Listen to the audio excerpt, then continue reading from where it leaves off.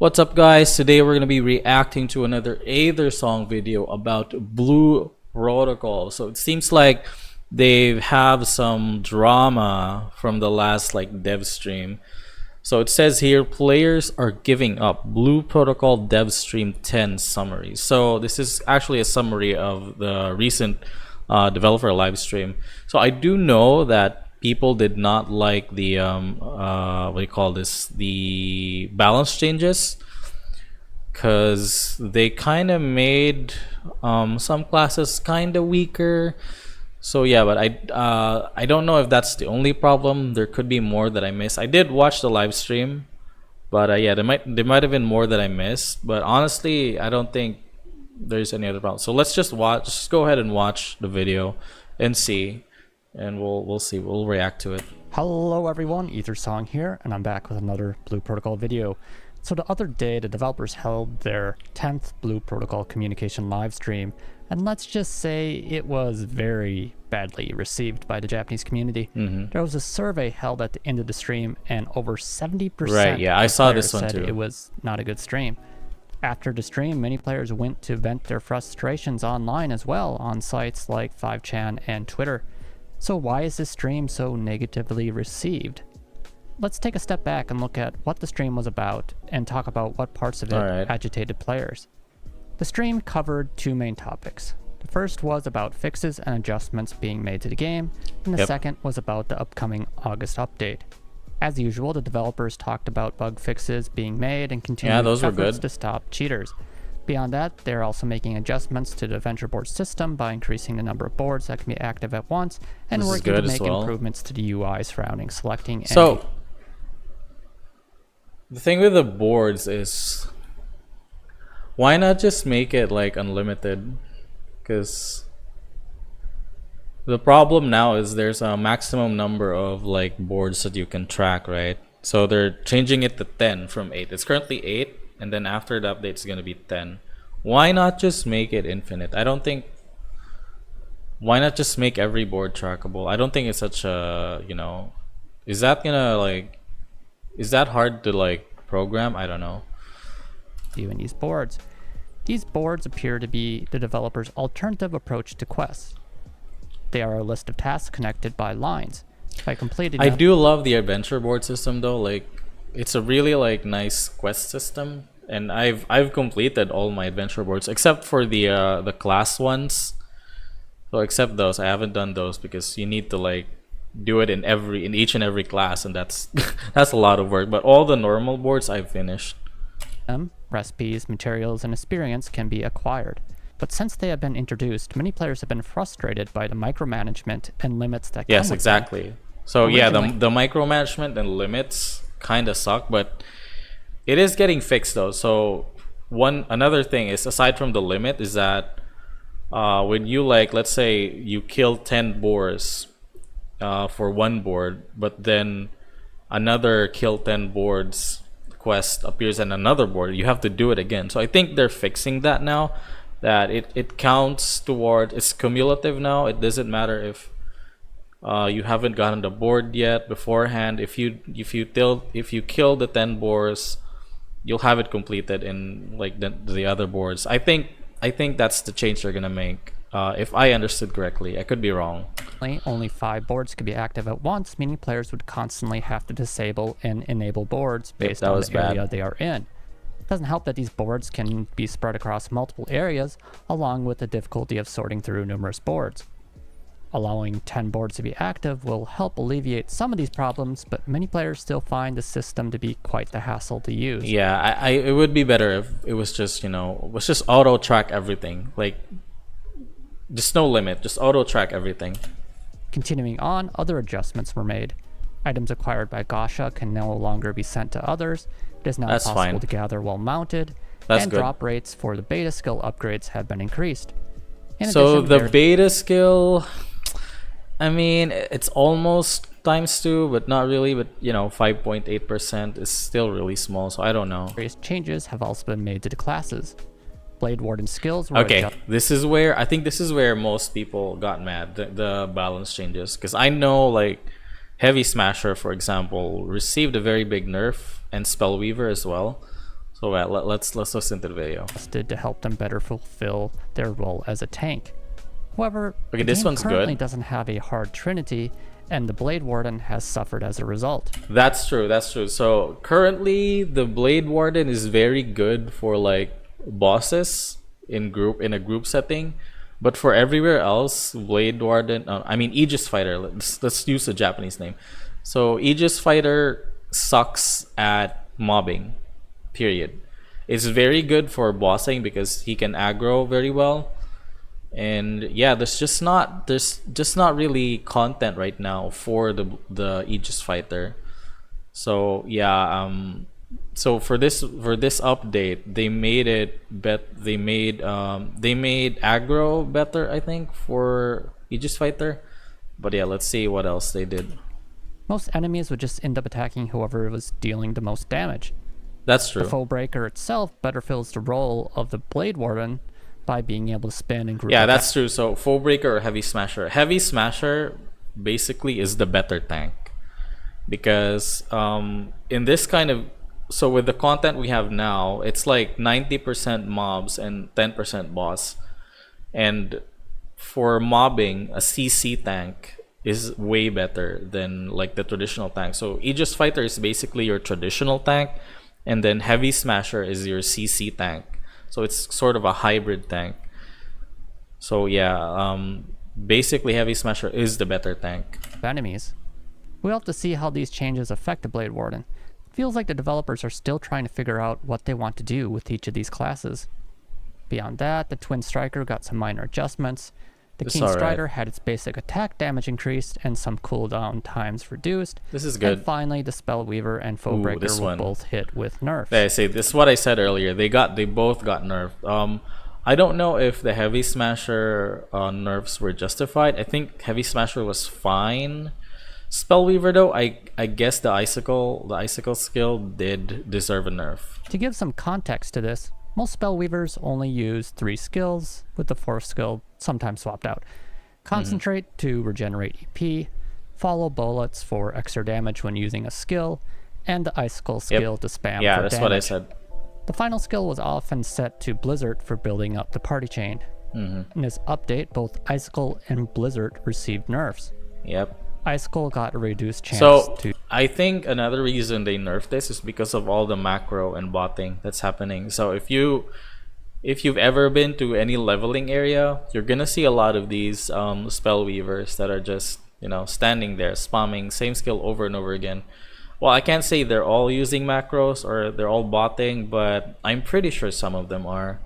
And that's another issue with the game is that I think they need to overhaul the open world mobbing, because the way it's designed right now, it's kind of really designed for autoplay. I'm not gonna lie, like I'm not even mad for people using bots or macro, because it's just the way the monsters spawn and interact. It's just, I mean, you just want to like stand there and like spam the same skills over and over again. So one way I think they can fix this is that instead of having the monsters spawn one by one, they should let them spawn in a group, so that the meta changes from just standing still, spamming the same skills, to the melee characters, or it doesn't have to be melee.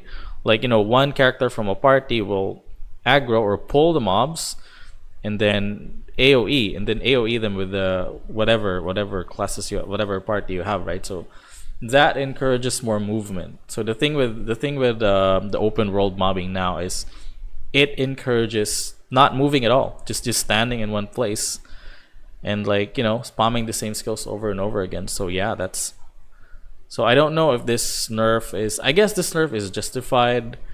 Like, another thing they could do is reduce vertical damage. So the thing is, another meta right now is if you range, you would benefit from like standing on top of a cliff and then hitting monsters below you, because they can't hit you, and then you can free fire. So like another thing they could do is like reduce vertical damage and then add CC skills to mobs that will automatically CC you if you are on top of a cliff. That would be a nice addition, honestly. to flinch enemies, and Blizzard was changed to a 40-second cooldown. However, many players felt like the developers were nerfing skills because they were the most used ones, instead of considering why that is. The reason Icicle and Blizzard are used is because there are no better alternatives. The same can be said with the Foebreaker, who always takes Rock Body and Dust Vortex skills. That's And in this very update, we can see the Rock Body skill being nerfed as well. Yep. This lack of choice when choosing skills seems to be one of the main problems the game currently faces. To start, players can only equip 4 skills. Many of the skills that are available are lackluster, not interesting to use, and only have a simple function such as dealing damage with a small debuff. That's true. Despite there being only a small number of skills, many of the skills fulfill similar roles, meaning there's no reason to pick the weaker skill.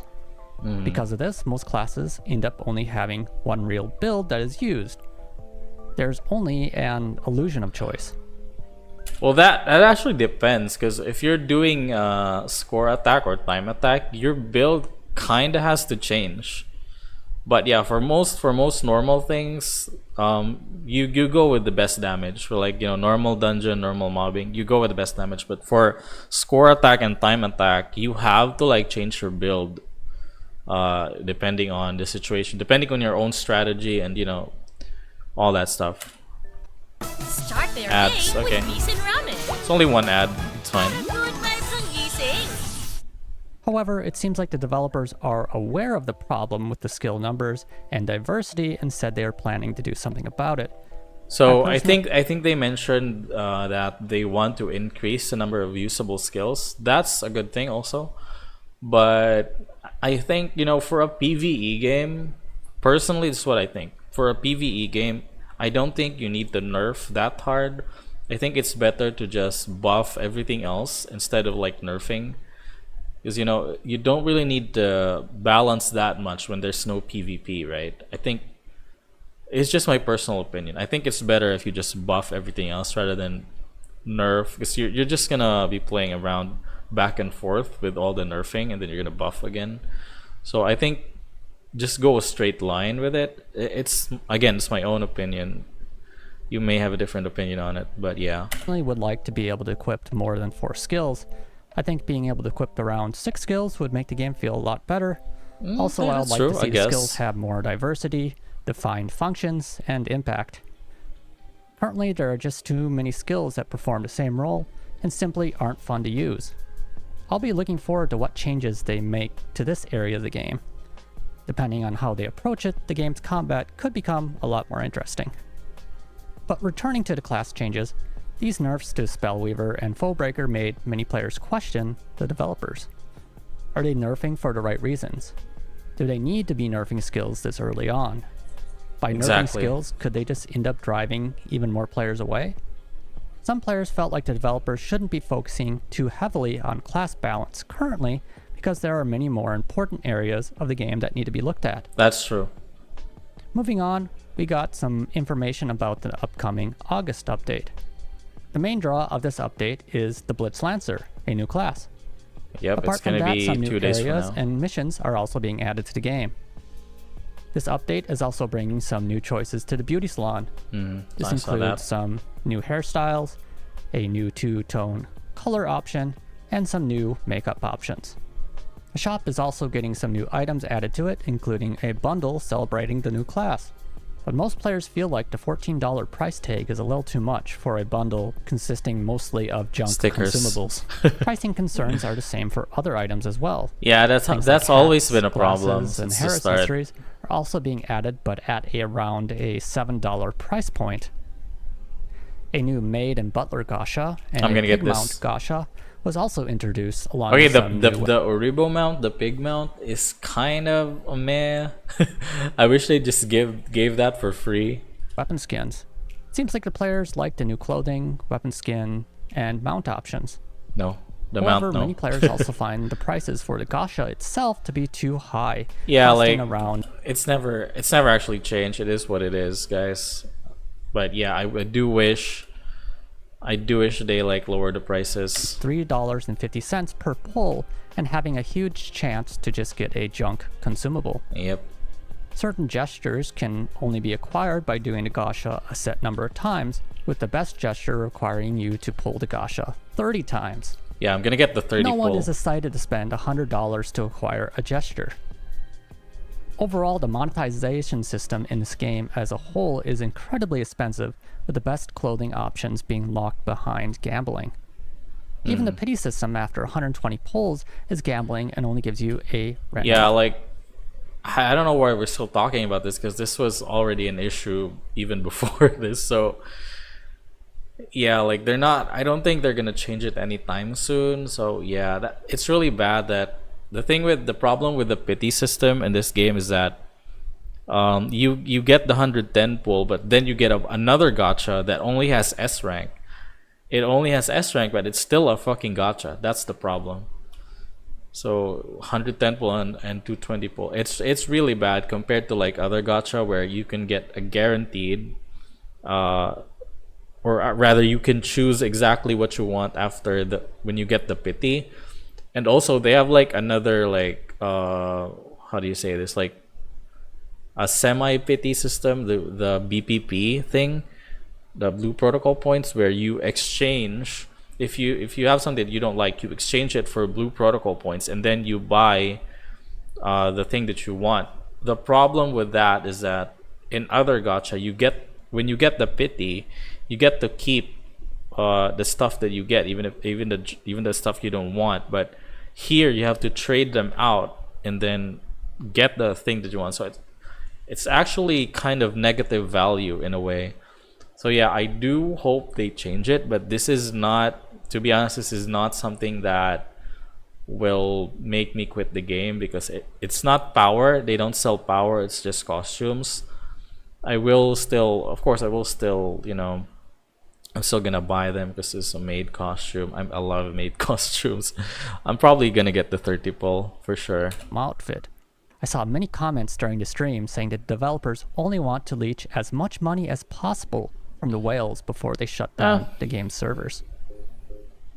Continuing on, that could be true. That could be true. Yeah, like, I mean, we can't really say, but there's a possibility, that they don't really care about the game. But I think they do care. If it does shut down, well, it doesn't matter. I'll move on to another game. I'm just glad that I was able to play it.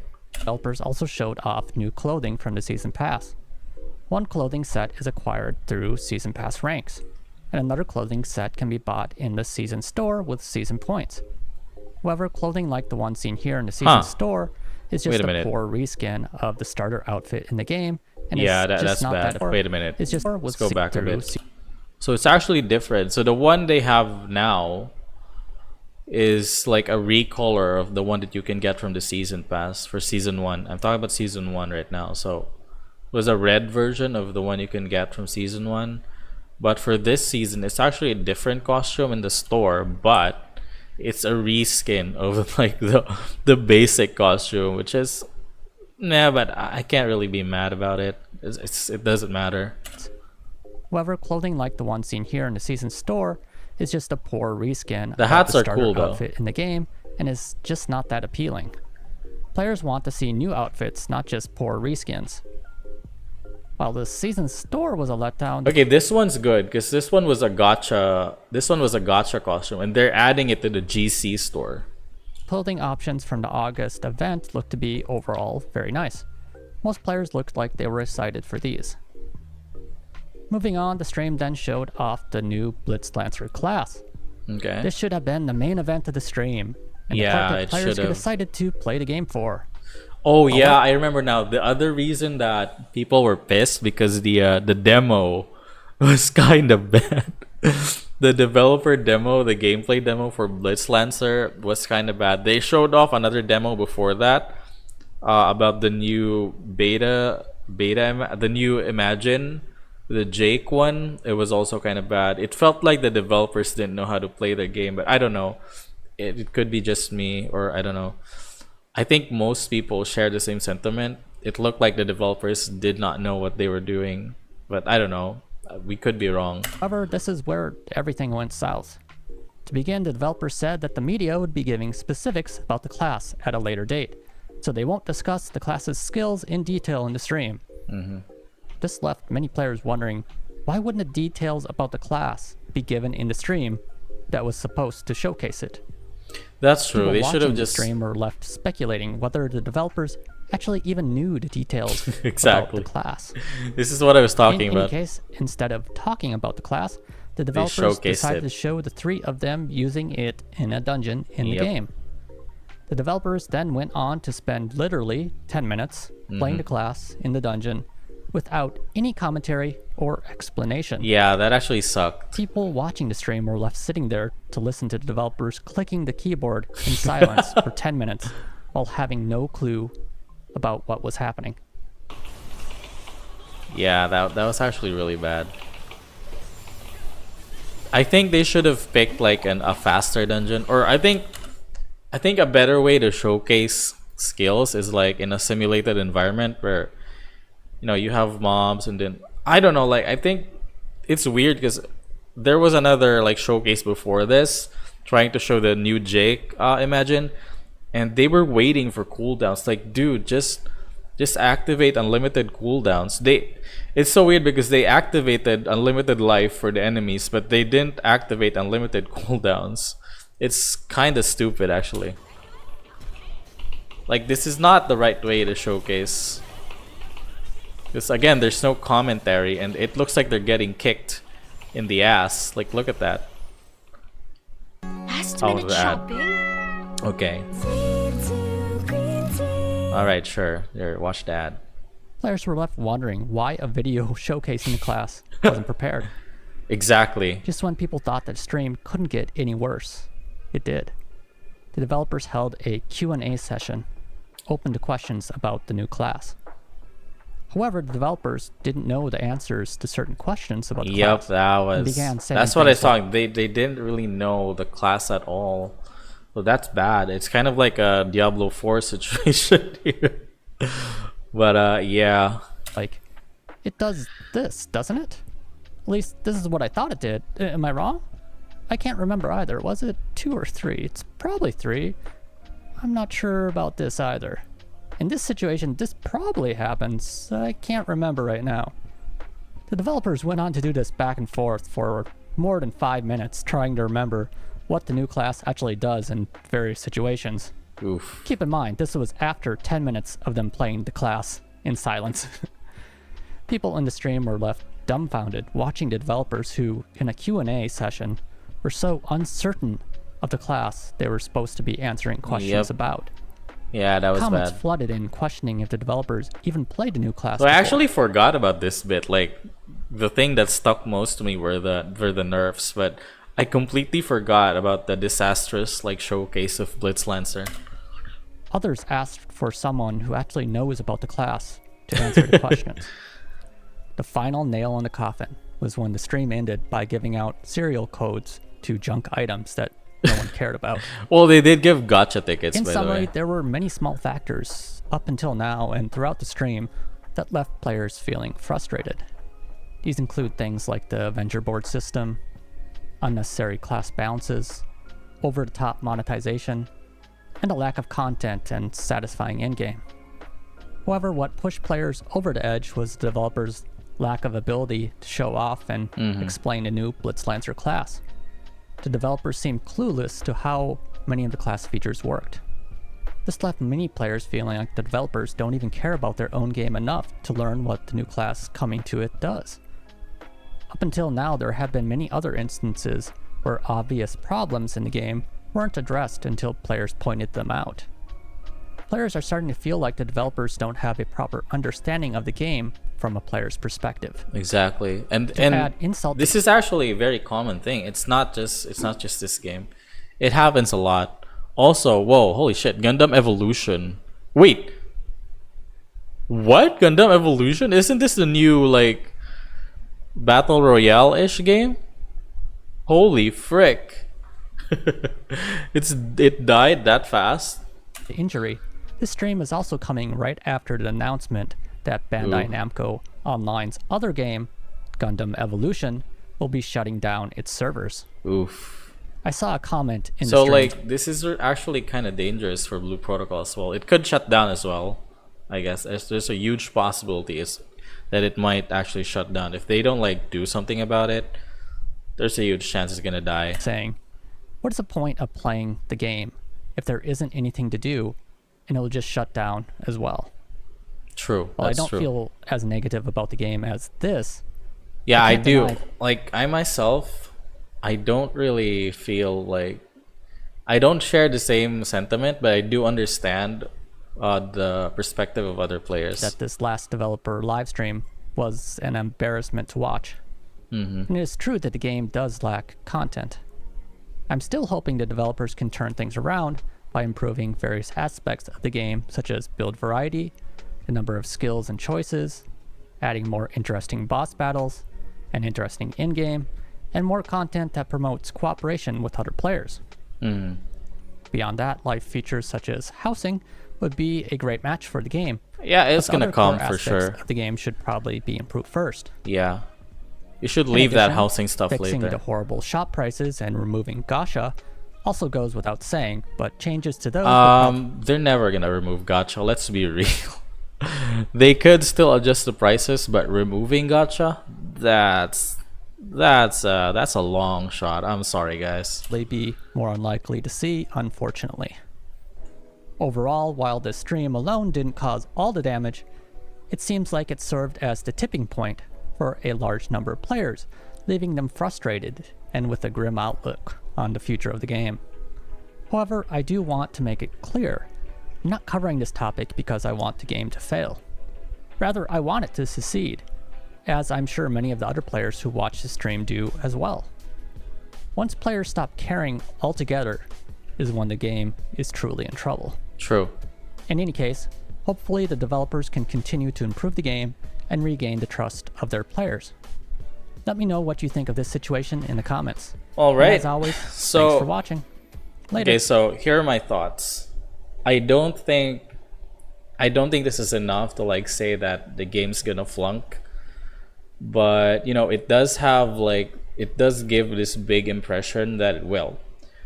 So I'm not as negative as all the other players are about the game. I think they have a lot of room to like improve, because like if we compare this to like New Genesis was way worse. So yeah, it does lack it lacks the high end game content. It does have a lot of things to do, but they're all pretty casual. Like you can pretty much achieve everything in the game, and I like that. I don't necessarily need like that super rare. Well, the super rare chase is the beta skills, right? But you know what, the things that they could add is like a super cool raid battle where it's not just like the GC raids that we have right now, because the GC raids that we have right now is like pretty simple. There's not really any complicated mechanics, and you can pretty much just, you know, you can do it with your eyes closed. Pretty much, it's pretty easy. Like it's not meant to be hard. It's supposed to be like a casual thing. But yeah, I think they should focus on quality of life first and foremost, and then fix the the core issues of the game, and then they can slowly start to add like, you know, content. Well, we'll have to see this September. I think September will be the tipping point for the game, because they're going to announce like new content in TGS, Tokyo Game Show. So yeah, like for now, I'm all right with it. The gacha, well, I hate gacha, but the reality is they're not gonna remove it. They might reduce the price. Let's hope for it. But again, it's not something that is gonna make me quit the game.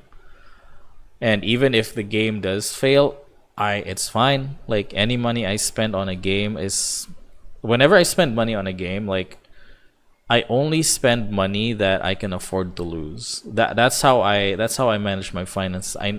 If I'm like tight on money, I'm not gonna spend money, right? So like it's all just disposable income for me. And like even if the game does shut down, I mean it's fine. I played it. I'm happy with it. Like the experience for me is fine actually, because I'm not, the more hardcore you go into the game, the more you're gonna see its problems. Like that's what I realized. Like the more casual you are, the less you're gonna see these problems that they mention. So and it's true for all games. I think it's very true for all games. You're not gonna see like, you know, you're gonna see things differently from a hardcore player. So right now I'm like semi-casual in the game. I do recognize the problems, and I do wish they get changed. So yeah, let's hope for the best. 2 days from now, I'm gonna stream Blitz Lancer release. Make sure to stay tuned on Kick. I'll be live on Kick by then. So yeah, I'll see you guys in the next video. Bye bye. Otskuro.